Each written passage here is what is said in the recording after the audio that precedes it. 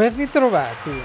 Milano Cortina 2026, dal 6 al 22 febbraio, è la 25esima edizione dei Giochi Olimpici Invernali.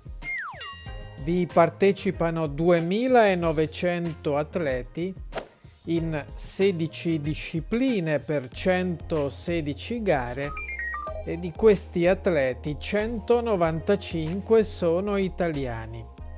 Complessivamente sono presenti 92 paesi del mondo.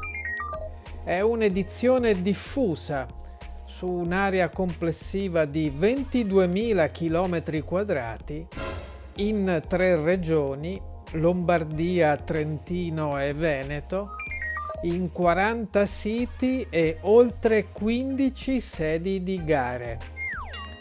Per il turismo una ricerca Ambrosetti prevede, dopo le Olimpiadi, nel periodo dal 2027 al 2030, un aumento in più, generato appunto dalle Olimpiadi, di circa 9 milioni di presenze, pernottamenti, fra ambiti sportivi, culturali, paesaggistici ed enogastronomici.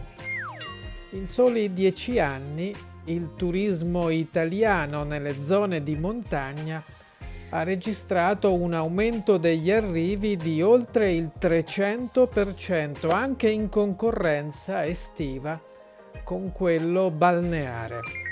Dopo le Olimpiadi questa tendenza probabilmente si andrà a consolidare. Grazie, buon turismo e buone Olimpiadi invernali Milano Cortina.